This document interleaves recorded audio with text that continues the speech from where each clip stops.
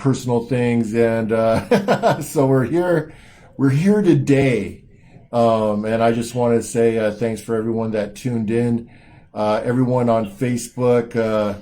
Okay, we are live on Facebook right now, so just wanted to say hello to everyone out there. And if you don't know about World Ghost Radio, if you never heard of us, we tell about the real stuff, the real ghosts, the darkness that lurks behind, I don't know, what would you say, Ken? The things you cannot explain, the doors that slam with no one there, the apparitions that appear out of nowhere, the voices that just come out of mysteriously out of nowhere. So that is what we do. And today's guest, I would like to introduce to you someone who I have got a chance to work with. He's a great individual. Man, he has had some amazing things happen to him in the paranormal field, and it's an honor to have him on my show today. It is Marco from Darklands Paranormal. How you doing today, Marco? Real good, man. How you been? I've been great. It's been, I got a chance to work with you. I got a chance to do the Upland investigation, and just seeing some of the things that you have captured. It's just amazing. Hopefully, we'll get a chance to talk about that today. So can you let the audience know a little bit about about you and how you got into doing what you do? Sure, yeah. Okay, so look, you know what? Man, I don't even know where to start. It's like one of those things where, as a kid, I would hear them, but I didn't know what it was. I'd be in bed and I'd hear it was like a TV, like far away from in another room and stuff, and I could hear like chatter and stuff, but I could never make anything out. I never told my parents about it. I didn't understand it. And so anyway, fast forward to 2010. I had experiences prior to that, like just weird stuff, like every now and again, right? But I never was really interested in like investigating or anything like that. The first thing I did, I wrote a book first. Okay. Just because of, called Paranormal Noise. And back in like 2000, I don't know, I think 8, 9. Well, you know what it was, man? I used to watch Ghost Hunters. For God's sakes, back then, didn't, like 2007, 2008. And, but anyway, that's what I started writing my book at that time. I just remember that time frame because, watching some of their stuff, and some of it was okay, but, a lot of it was slow and boring. But never mind. You know what I'm saying? Yeah. It never really held my interest, but I'm like, okay, whatever. But anyway, so, but you know what? What really launched me, it started, I used to work in a store in Riverside, California. Well, I'm just going to say what it is because who cares now. But anyway, Bed Bath & Beyond in Riverside on Tyler. Super haunted building, dude. And that's kind of where that's when I realized that I had a connection with spirits, because I didn't even know what it was at first, man. I'd come in the store early, when the first people come in the store, and you know how that store is, right? It's like you walk the wood around the whole store. Anyway, there was merchandise all over the floor one morning early, like you would have to physically take pegs off out and just throw shit on the floor. Anyway, oh, wow. It was all over the place. Nobody knew how or why. Anyway, but that was the day.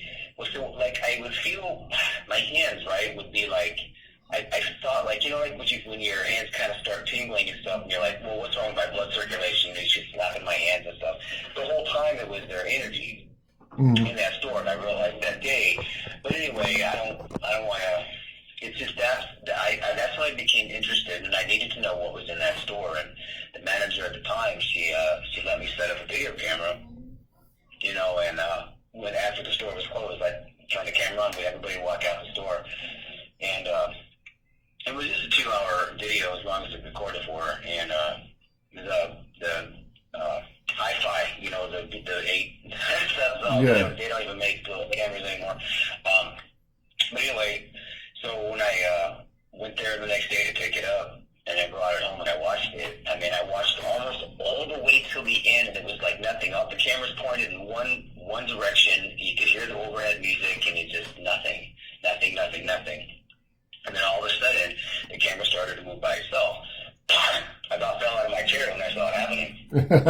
So, you know, and from that point on, I knew that there was something in there. And I had caught other things inside that store, some more video and back then, and then I started doing audio in there, and then that's just when the door just was wide open in that place, man. I can't explain to you why there's so much activity in that store, and probably is to this day.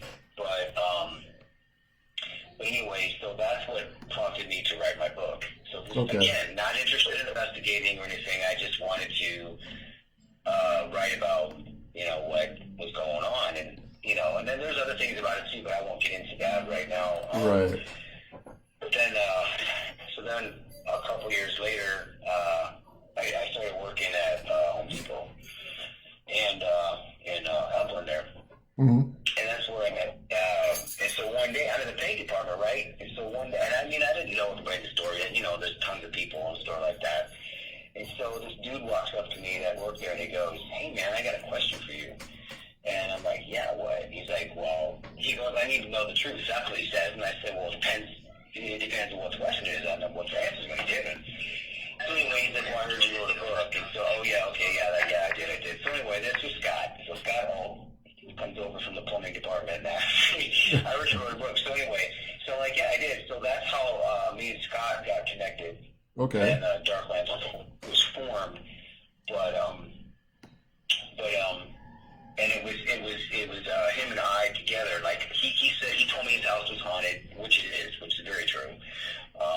And so that's the first place that I ever went into, was his house with a couple of other people I happened to be kind of hanging with for a while before, you know, we started Darklands. But we just, you know, we found out that, you know, our energies together created this. I don't know what it is, man. It's like they would come to me to speak to, and him for photos for the most part. And so it just, when I realized how much communication was possible. I mean, there's just way too many stories, man. I mean, there's stuff. Well, you know. Well, how about we narrow it down to what is the scariest thing that has happened, and where was that at? Scariest. I would have to say the weirdest, and it kind of did scare me. I mean, that is like being scared and being like just like completely blindsided. To me, it's like two different things. Right. So I guess it could be a little of both, but this where I used to live there. In fact, you had stayed there, okay, for a few days. That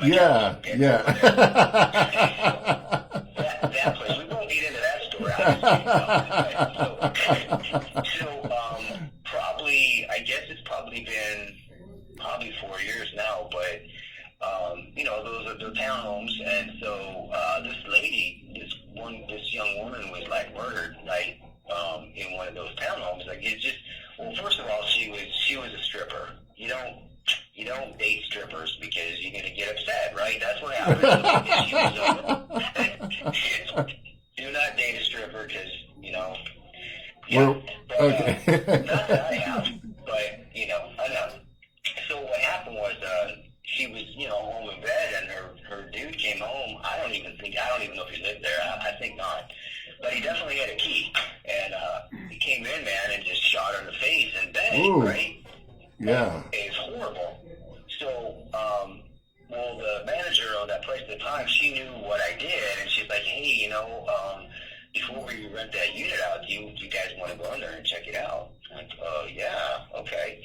So she had only been dead probably a week, and we went in there. And so what we did is, when we went up, we went all the way to the top to where, she was shot. And right before, so I was first and Scott was behind me, coming up the steps. And just as soon as I crossed the threshold of, to go into the bedroom, she came and she just moved right through my body, dude. And I was like, I didn't know what was happening to me, because it was like all I could feel was fear, but it wasn't my own fear. And I can't even really explain that. It was just like, it was just weird. It's the weirdest thing. And I turned around and I grabbed Scott's shoulder and I looked, and he told me later, he goes, dude, you're like white as a ghost, man. He goes, yeah. I said, I don't, and it was like, again, like I said, I can't really, because like when you're scared yourself, it's because, I don't know, because you are, like if something has frightened you, but this was not, I guess it was more like an empathetic thing or something maybe, but it freaked me out because I never felt anything like that ever before. And I never did again after that. It's like, so, she was just so lost and didn't understand what had happened that she was just flipped out, and she just, right. I don't know, she just like running out of the room, and like, okay. And Scott got a photo of her. He shoots in the mirrors all the time. And so in that bedroom, he was shooting straight into the bathroom where there's big mirrors over the sinks and stuff. And she was behind him, man, and her face is blown off. Really crazy. Super crazy. But yeah, that's like the first thing that comes to my mind that really actually, I guess, scared me, because I didn't understand the feeling and and all that kind of stuff. It was crazy. So you got an immediate response. You walked into the house, and then all of a sudden, this just energy came right through you, and then you just felt I felt like fear and just like totally just like weak and lost and everything all at the same time. It's just total, just disorientation and all kinds of. It was just the weirdest thing.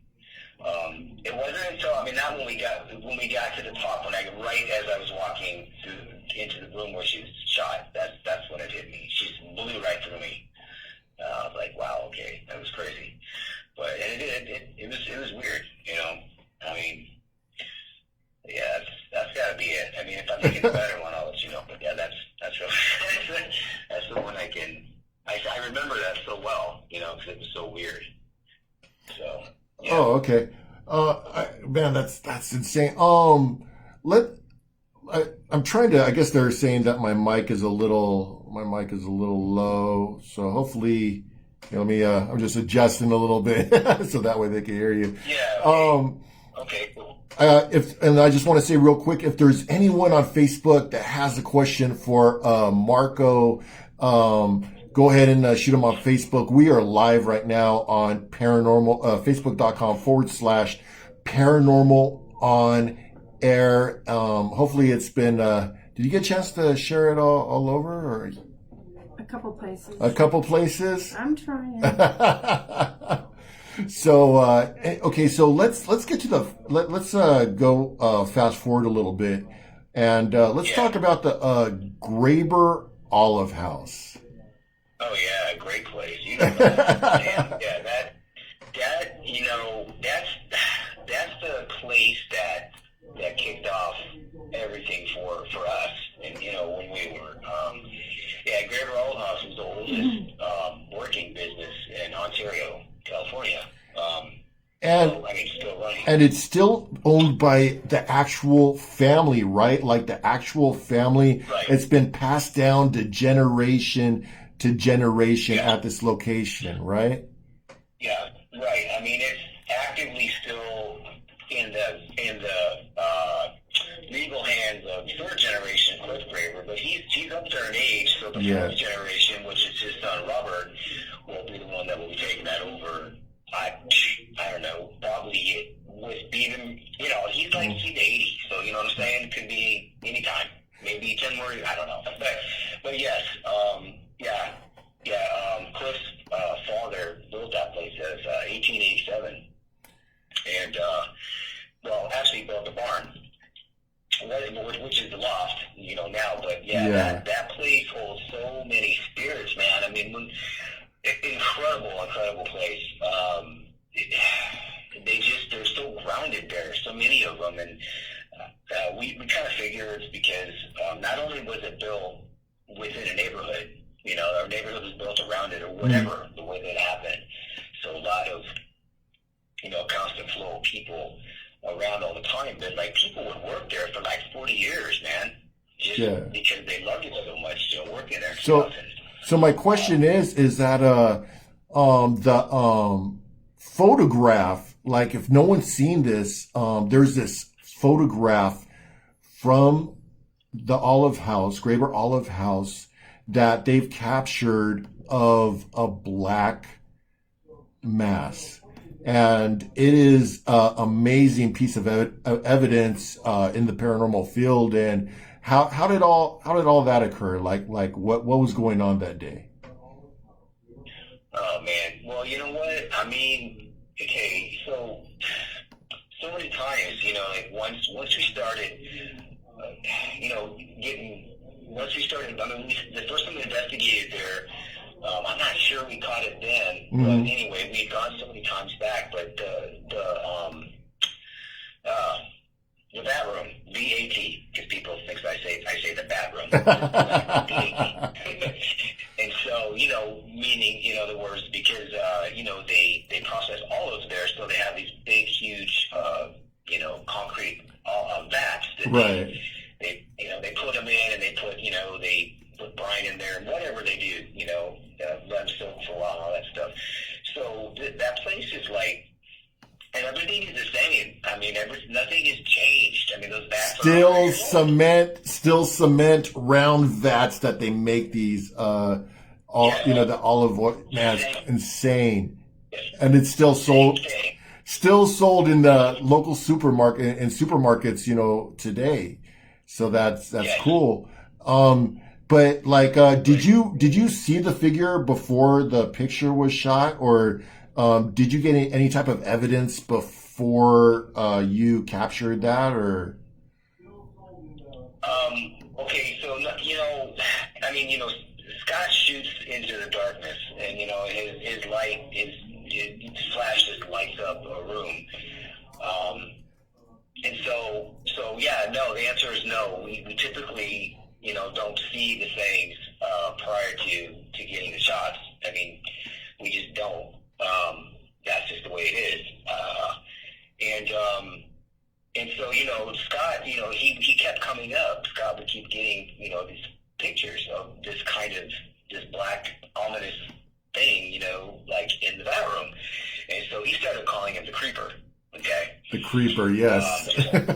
Just because, you know, because he would like be, he says, because he'd always be creeping around, he'd be creeping, looking, he'd always be watching, but, you know, so, but anyway, and so after some time, we ended up, when we actually shot, my ghost story there, we you know, when we were on that, when they shot the film, it was even before, let's see,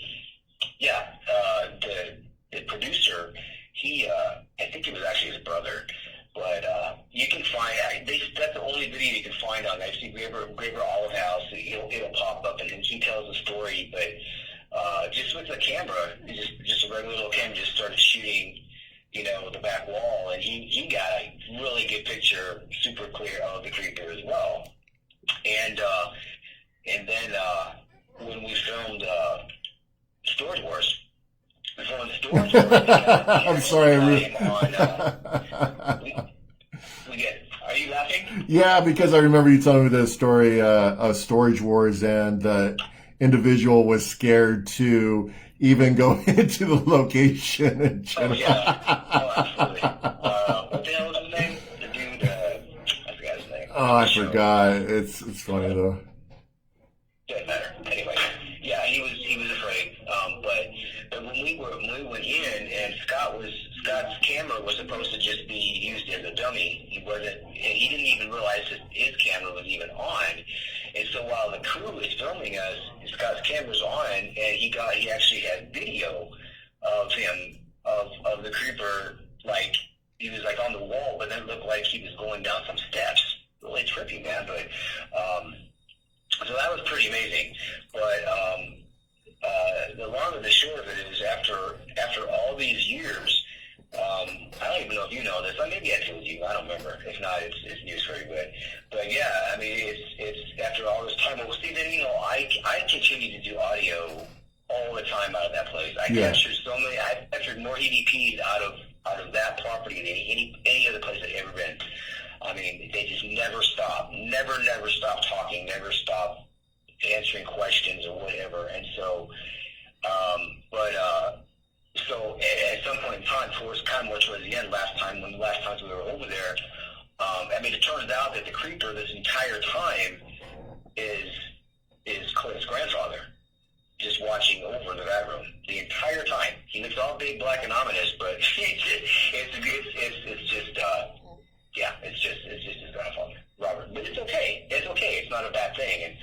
But he's just always there. I mean, I was hoping for something better, like some train transient. I don't know, but somebody's been hanging.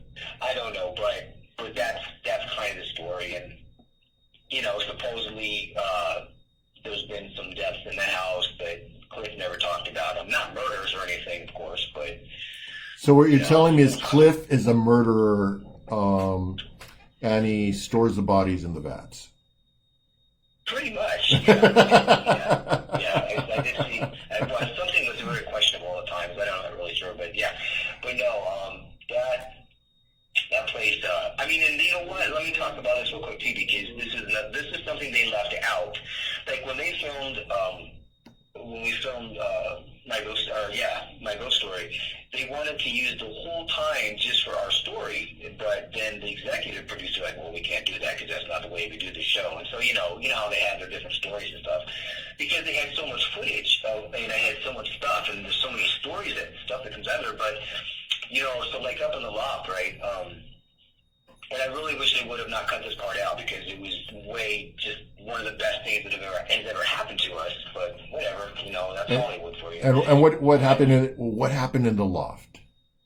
So this is what happened in the loft. So me and Scott are up there, pitch black, with the exception of the little, door that's open at the top, that, like the little bit of light comes in. Anyway, pitch black.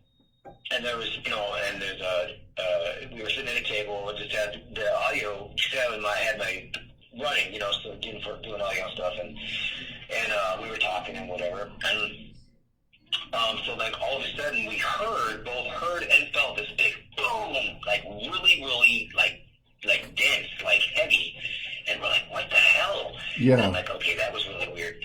So remember, I'm recording the whole time, so I go down, and the Cliff was still there. So his office was right beneath us.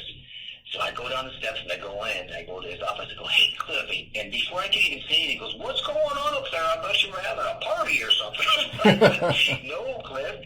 And so he said that he could feel that resonate, like, down, to, where he was at. And I'm like, okay, wow, that's really crazy. So anyway, of course, obviously that night, or the next day, whenever I did it, I started going to my audio, and so during that, so what I caught on audio was a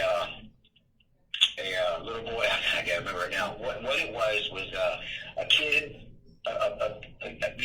It was like going back in time, and it captured the actual moment when this kid was riding that door at the top. That's how they used to feed the cows. So they would push hay out of that frame.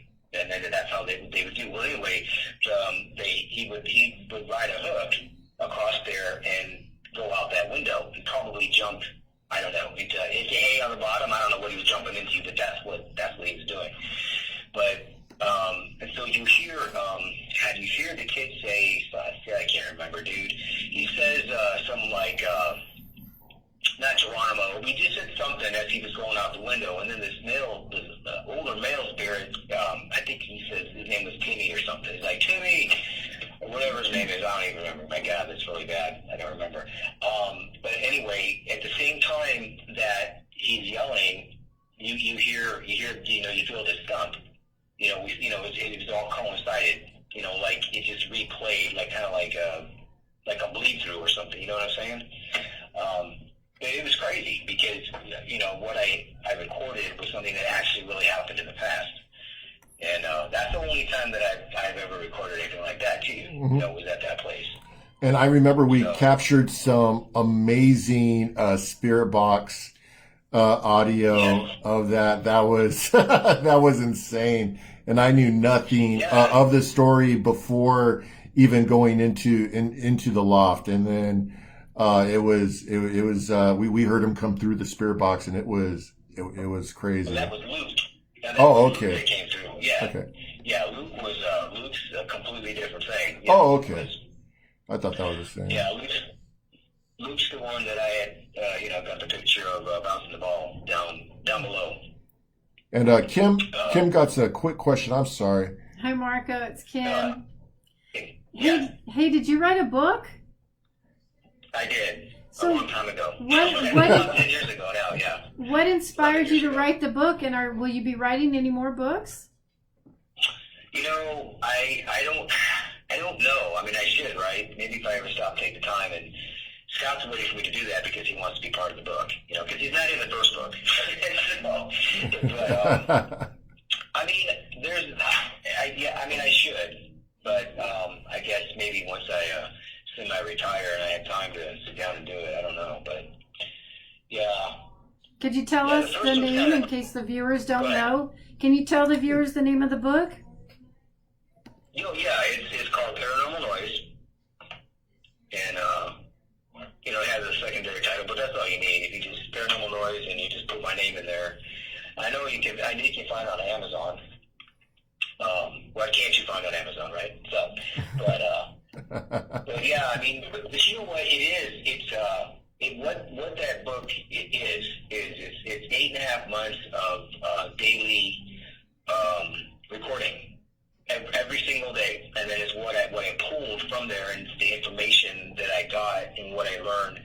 I mean, there's of course stories and stuff in there too, and it crosses crazy lines. There's sexual content in there, which people are like, what? But it is. I mean, I was just as shocked as anybody else would have been. But you're like, okay, this is weird. But yeah, I don't want to say too much, but I mean, the last thing you think about when you think of somebody being dead is that they're sexual. And you're like, oh, wait a minute. So, yeah. But it's just crazy. So, yeah. But it's, it's pretty entertaining is what it is. And, so, actually, I know, Rocky, you had what's the word? You know Scott Grunwald. And so, yeah. Shout out to Scott Grunwald. I love that. I love that guy. I love that guy. Him and I have been friends for years and stuff, and the only reason we were ever introduced was because of that book, and because back then, it's so weird, dude. Weird thing is so weird. Like me and Pam were for our anniversary. We went to some place. Oh God, she'd kill me. Anyway, we went somewhere. We went somewhere. Yeah, we went up in the mountains or wherever. Not like Arrowhead or nothing. We went further. Not Yosemite. What's next to Yosemite? I don't know. I was up Is there. it a Big Bear or something, or? It was Redwood, Redland, or? It was just like it was freaking like 8 hours away. I don't even know. We'll go. It was 8 hours away from Southern California. That works. It was somewhere up in like more closer like to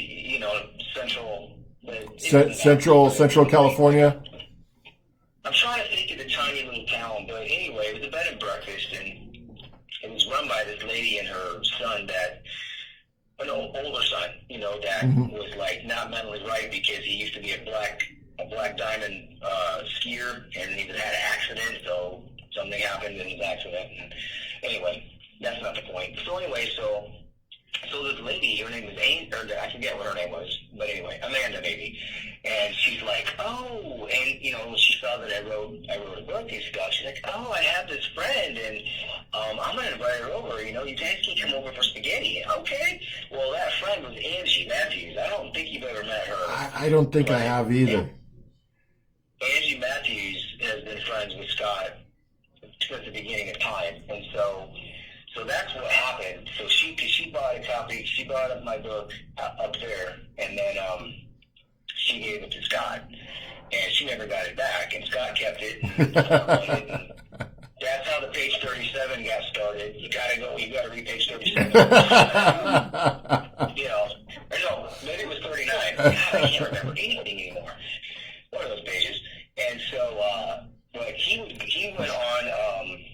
Question. What the hell is that show that's on so late? Not Art Bell used to do it, but what's it do? Greg Norrie or George Norrie? Yeah. You know what I'm talking about. It's on every night at like midnight or something. Anyway, Scott was on. He was on that show that year, and he whips my book out and starts reading it. So yeah, and he just. So yeah, that was crazy times because that's just and then we had me on the stew, same thing. You want to talk about the book. That's what he's want to talk about sex with ghosts. That's basically what he's want to talk about. Kim got another question. So I was wondering if you had any more projects coming up, any good investigations or filming or anything like that. Well, see, the horrible thing, right, about that is, I'm in Tennessee now, and Scott's not, and so, I mean, the only, like last year, I had flown back to do, what Rocky was involved in, which, like I had told him, it just wasn't as good as all the prior years before that. And it doesn't make a difference at this point. But if something ever comes up, and it may, I mean, it's just I gotta fly back there and do it. It's just, I don't know, man. Well, is ghost hunting popular in Tennessee? Yeah, in Tennessee, in Memphis. Is it popular? Is it a popular thing to do out in? No, not like California. Not like California. I mean, there's a lot of there's places out here and stuff. Like there's this place. It's not that far from here. It's called Fort Pillow, and it's basically historically known for I don't know, I forget which general it was that totally just annihilated like all these black people, dude, killed everybody. Grant? Families of people. And so, that's supposed to be super haunted. And it's just a park. It's a park. You can go in and stuff, and I guess you can camp there and stuff. So, I mean, I'm interested in that, but, I'm not going to do that by myself. I mean, it's kind of weird. But, I wanted to talk about because I know we're short on time. We still got a little while. But I wanted to get in a chance because I remember during the, you've captured a lot of amazing evidence. I just know that Graber is one of the things that really stands out, but there are other things that you've captured, Darklands has captured, which was the time machine that ended up in the library, I think it was. Right, yeah, that was pretty huge. That was, no pun intended, I mean, it was kind of big. What that was about there was,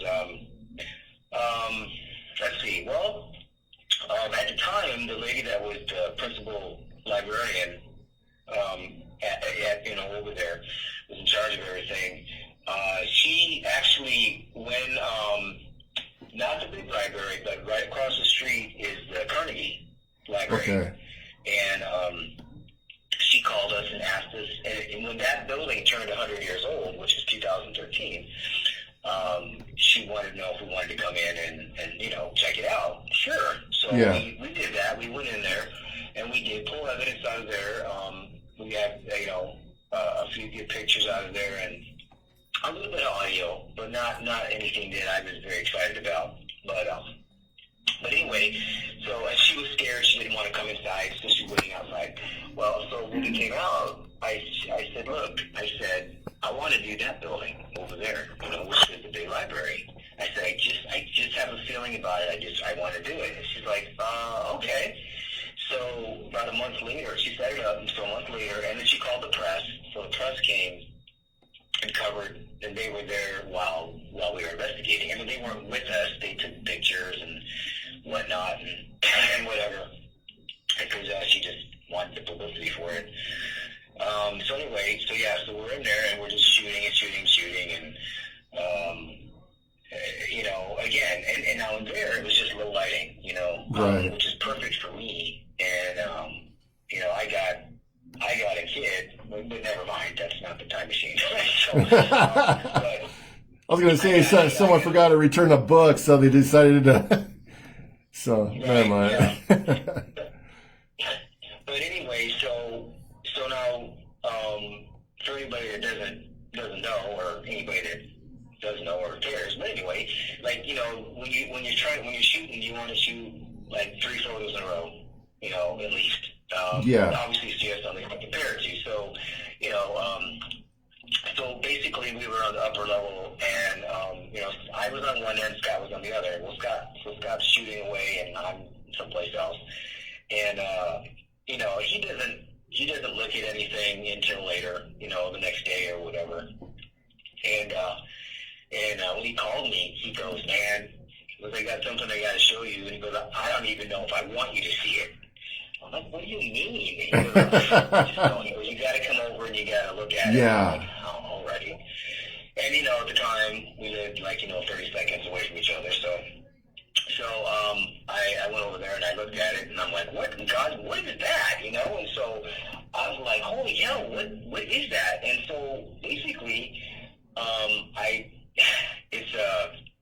it was about 9 feet tall, and maybe 6.5 feet wide, or 7 feet, maybe. I don't know exactly. But anyway, and I'm not a Doctor Who fan, but most people know what the TARDIS is by now, especially because it's on so many things. Yeah. So that's the thing looked like. It looked kind of like the TARDIS, because I kept calling it like a giant phone booth. I go, it looks like a giant phone booth.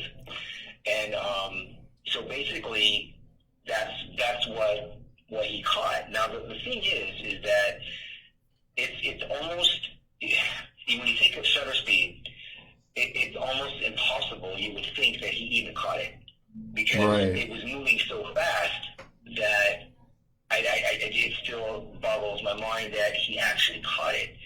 Well, and then and then on top of that, I had looked at the photos, so hundreds of times, because there was a series of 3, mm-hmm. and so in one of the photos, well, actually the photo that you can see the whole, well, you can see it both, it doesn't matter.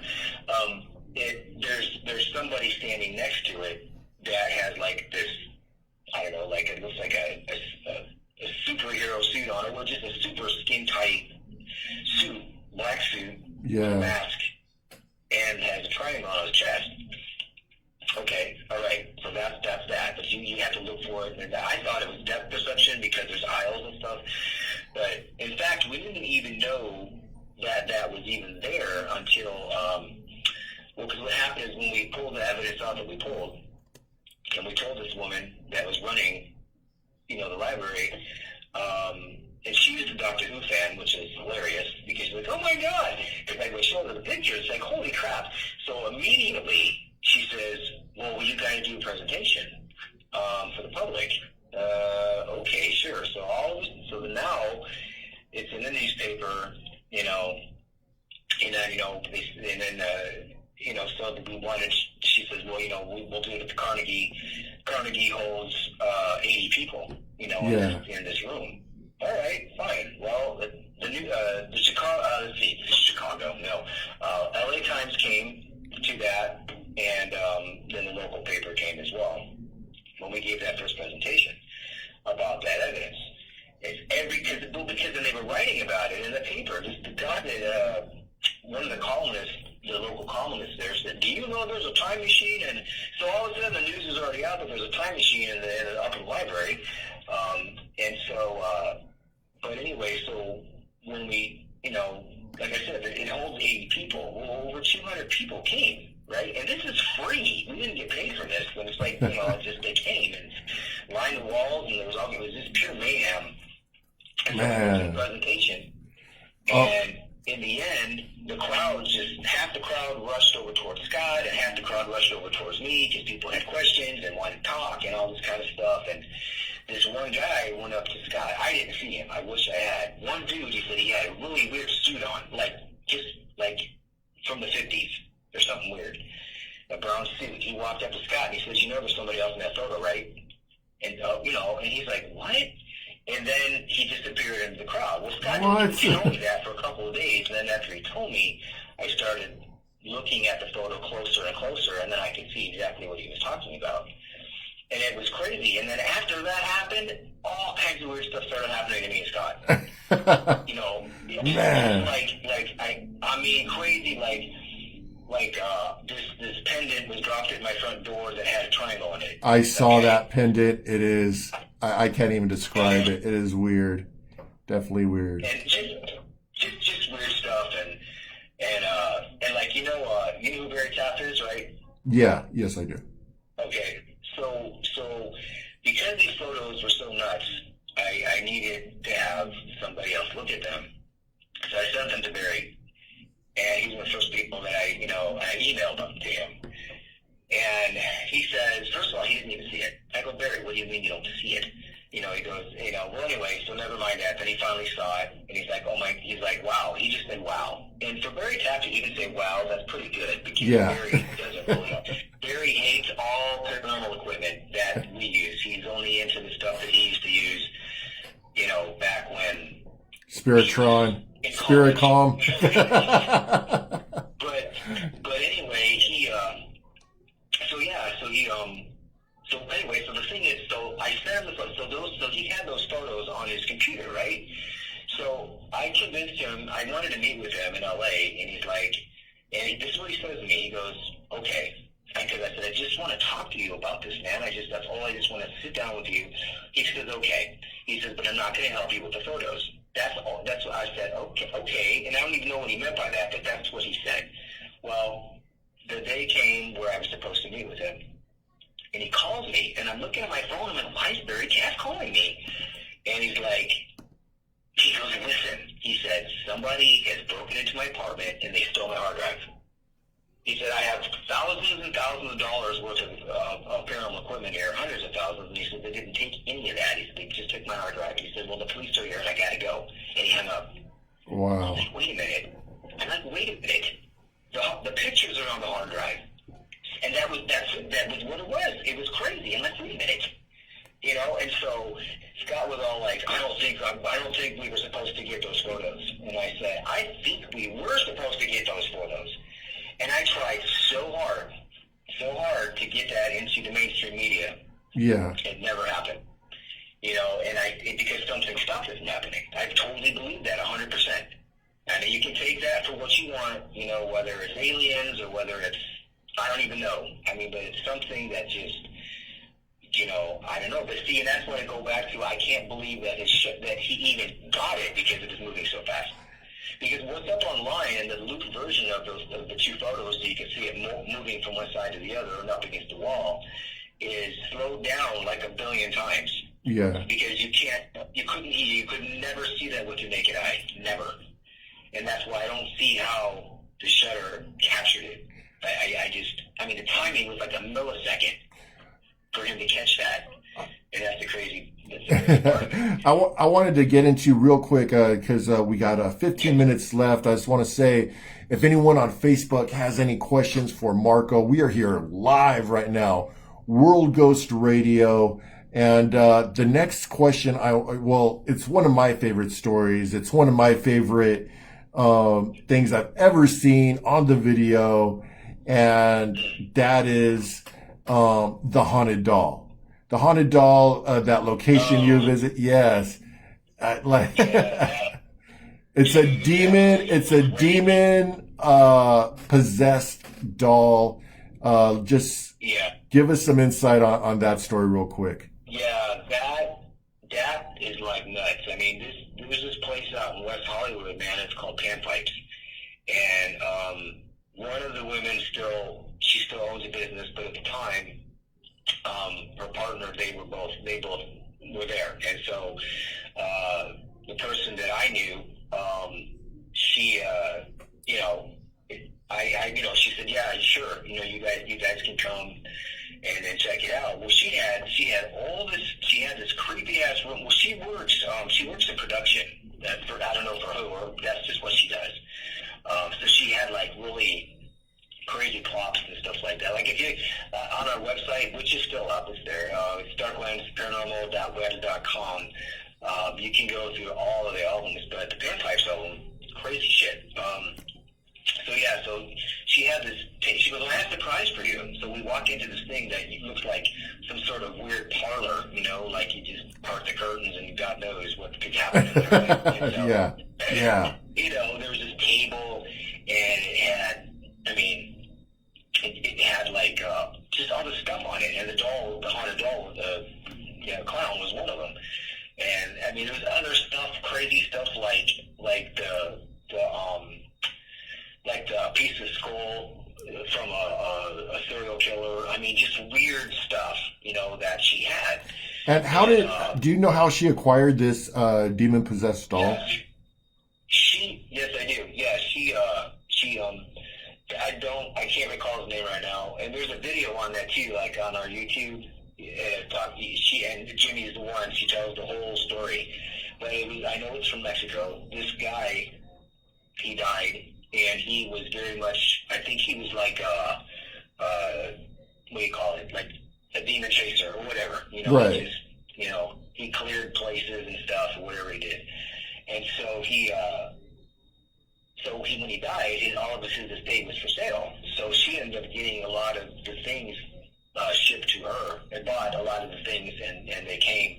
When that box came, and they came in different packs, different times, so everything didn't come at the same time. When that doll came, the postal carrier, when bringing that box with him in it, they said to her, "This box stinks bad." What is in here? Wow. And so she thought that was pretty funny. She didn't care. She knew exactly what it was. Right. And opened it up. She had the thing wouldn't behave. I wasn't even really believing this. Like, what do you mean wouldn't behave? She's like, well, he doesn't get along with everything. There are other things on the shelf, and so he would like switch things around, and he would. She went through all this stuff that sounds really super unbelievable. Saying that he drinks rum. What? Okay, I'm like, are you kidding me? And takes bites out of donuts. Crazy shit. So those are her stories. Now, but our story on it is, so he was a part of the table, and so we're taunting him, we're talking to him, and Jimmy was in the room, and basically, she got this little toy out, and it spins like a little metal piece, and it spins. Yeah. If you spin it with your hand, your finger or whatever. So we got the camera on the clown, and Jimmy's talking shit to the clown. And so she's just like, she's telling him to spin the toy. And, and she's like, do it like that, Yeah. My light, like, talking about this, shit. my light just went off right now. That is crazy. Just talking about this story. Yeah, this is, oh wow. Crazy. Clown's pissed. But anyway, Demon clowns. This little clown, let me tell you what, I should have. Wasn't it like Bunsy or something, or Bunsy, or I can't remember. What his name? Yeah. His name? Oh, like it's some weird name. It starts with a B, but like Yeah. I don't even know. You know what? I at the end of this video, I'm gonna at the end of this live stream, I'm gonna, when I edit it, I'm gonna put the clip of the clown. I know I'll go ahead and do that. But go ahead. So she was saying, I remember she said, "Do it." She was like, "Do it." Yeah, and he I mean, he just, and so,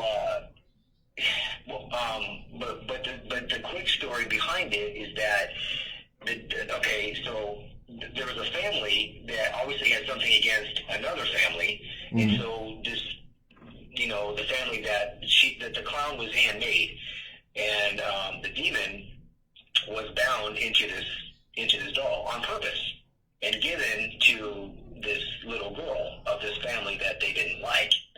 And so it just from there, I mean, she dies, her sister dies, a priest dies, and it's a whole story, supposedly. Cows jump over a hill or jump off of a cliff, and that is just crazy stuff. This is all in Mexico. All this stuff supposedly happened, but what I will tell you is I'm not afraid of the clown, but yet that is the only thing that I would never bring into my own home, ever. Yeah. Not ever. I mean, it's just way too, it's just a little bit too much because, I mean, bad shit can happen, and especially if he's messing with your lifestyle, I don't know, but, so yeah. But, that's wild. So you said that was Panpipes in West Hollywood? And it's still in operation. Now, the clown's not there. The clown's in Burbank. Oh, okay. We're at in It Burbank. moved? The clown moved? We're at in Burbank. Yeah. Well, I mean, if Jimmy lives in the same place she lives, Jimmy took that. Jimmy is not, I mean, when their relationship, when they split, then, Jimmy took all the artifacts, all the good stuff, but yeah, I mean, that clown is nuts. It is. It's crazy. It is amazing. Yeah. I mean, when I saw that, I mean, in the video, you hear me say that this isn't bullshit for real. I'm not kidding you. This is really happening. I mean, if I hadn't been standing there, you know what I mean, and I was sitting actually, I would never. It'd be hard to believe. Is it in a glass case? Until you actually experience something like that. You're like, holy crap. Just like when I watched, an attachment, move from Scott's body to a jar. Well, I didn't see that, but I mean, all of a sudden it's in a jar. I'm like, wait, what? That was crazy too. Crazy. I don't know. Do you know about that? You told me. Yeah, I remember you telling me about that. About how he had this attachment, and then it was put into a jar. Yeah, well, do you know how they sealed? Do you know how they sealed it, or do you remember how they sealed the jar? Yeah, well, they had a Wiccan friend who she's dead. She's been dead for several years now, but at the time, we had. It's when it was after me and Scott had been in the Grove Theater in Upland, and so. For like 5 days, he was like really tired and really pale and just really out of it and slamming his monster drinks, and he still was falling asleep at the wheel, right? Oh, man. So Denise told him, you need to go. She told him what to go get at one of those shops, right? One in Claremont, and came back with whatever it was. And I watched her. She put some oil on him and stuff. But she was in the kitchen, and I was standing there watching what she was doing, and she had a mason jar. And I don't know what the liquid was besides water. I don't know what else she might have put in there. But then she had these little threads of colored thread, and she was balling them up, and she was throwing them in the water. And I'm like, what? Well, I said, what are you doing? And she's like, oh, well, I'm gonna tell this spirit, this attachment, to get out of him, and if it doesn't leave him, it's going in the jar. I'm like, what? Oh, all right, okay. So I said, I'm gonna go take a seat, And so I sat down, and Pam was with me, my wife. In case Kim doesn't know who that is. We were both sitting there, and so Denise says to me, she goes, I want you to turn on your recorder. Now, Scott's house is always active. You can turn it on. You're always, you're going to hear something. Somebody's going to say something. That's just the way his house is. Yeah. And that's kind of what I expected it was going to be. Well, anyway, so I turn it on, and so we're sitting on the couch, and she's telling this thing. She goes, you need to get out now, because if you don't, you're going in here. And it couldn't have been more than 20 seconds. And she had set the jar, I think, someplace else. It doesn't matter, but I was looking at the jar. And so I'm looking at it, and it's clear. Well, all of a sudden, you can see the water start to spin, and all the threads are like attaching around something, and it turns into a ball. And I'm like looking at Pam, and I'm like, holy, what? So, and then like immediately after that, Scott's color came back, and his energy back. Really weird. That's nuts. I'm gonna tell you something about that though. See, there's a very big difference, when you investigate, on who you are and your attitude towards things. I mean, Scott, is more a negative person, and more, you know what I mean? And I'm not. And through every investigation, I don't want to sound cocky, but I always felt more protected than him. Yeah. And he's the one that had the attachment. He's the one that's been scratched in the face, and I'm always left alone. And I'm not saying that nothing can't happen to me. It's just that it never did. Right. And I really believe that's your attitude. I mean, Scott's very, very good at what he does. Scott, he's gotten so many amazing photos. I mean, I've gotten some really good ones that I'm happy with, like Luke. I've got some good things, but nothing compared to Scott. And it's just they just go to him for that, and meets the audio. Scott can't get shit on audio and recorder. It's weird, and so that's the thing. That's why Darklands is not Darklands without both of us, and that's just the way it is, because it would never be the same. So,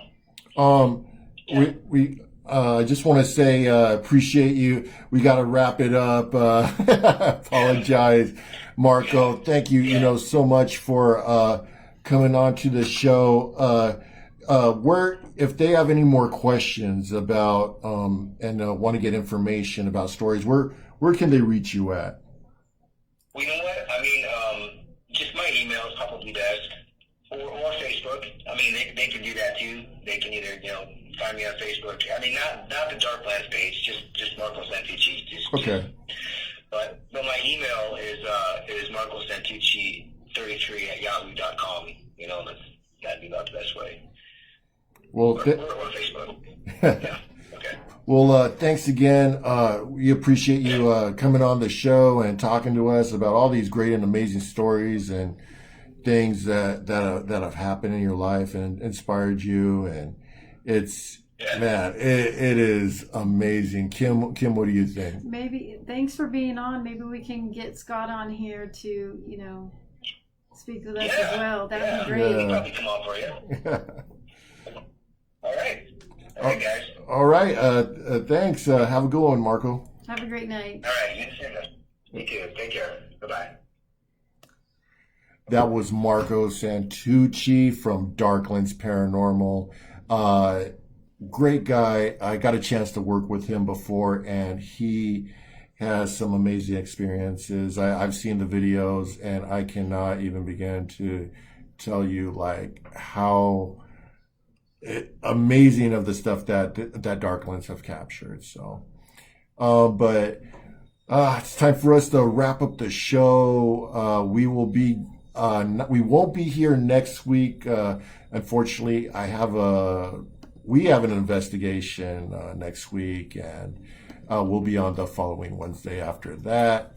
So if you tuned in, I want to say thank you for everyone that tuned in. I appreciate you guys coming on here, getting a chance to chat with us while we do this live stream. It's great to have you guys on, get your guys' input, and we appreciate, you guys being able to give us your input of what you think. Kim, you got anything before we go? No, that was a great show. It was kind of trippy about the attachment in the jar. Yeah, it is. Man.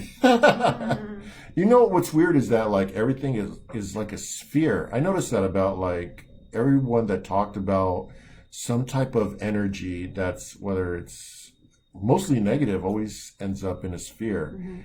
That's been on the show. It's like, okay. Kind of like a tornado.